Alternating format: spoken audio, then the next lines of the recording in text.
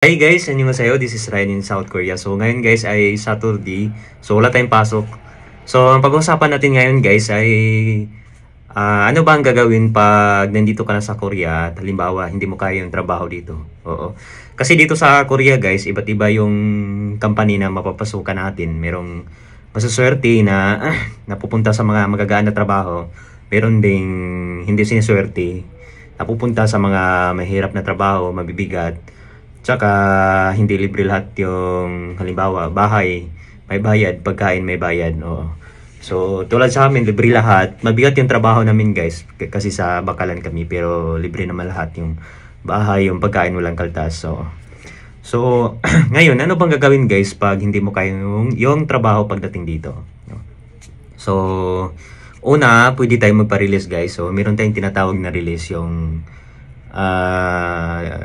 kapag hindi mo kaya yung trabaho, pwede ka magpa-release ng 3 beses. So, pupunta ka lang sa Libor, paparelease ka sa company mo.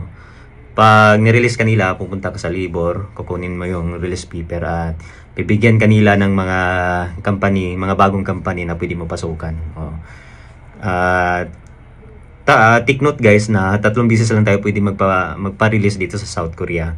Pag lumampas ng 3 beses, halimbawa 4 beses, hindi na pwede yun. So 3 beses lang. Pag hindi natin kaya yung trabaho, magpapa-release tayo.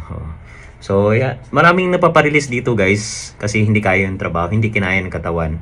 Kasi halimbawa mabigat yung trabaho, hindi talaga kaya. Kasi iba-iba yung trabaho dito guys sa South Korea.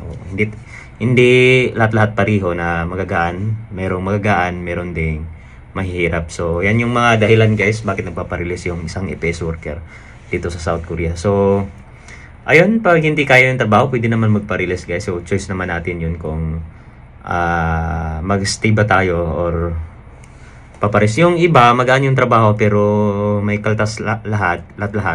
Bahay, pagkain, may bayad.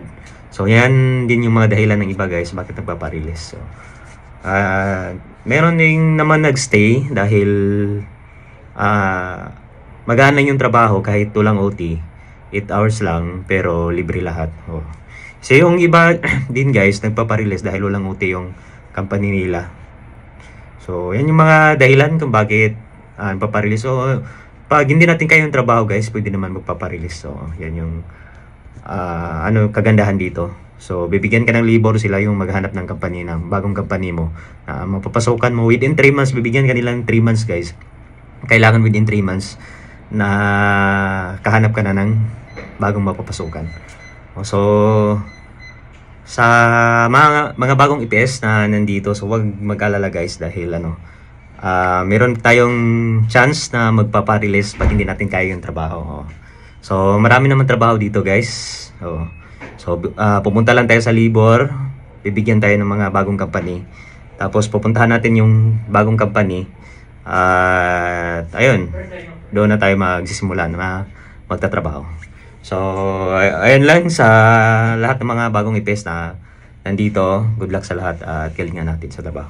So ayun lang guys.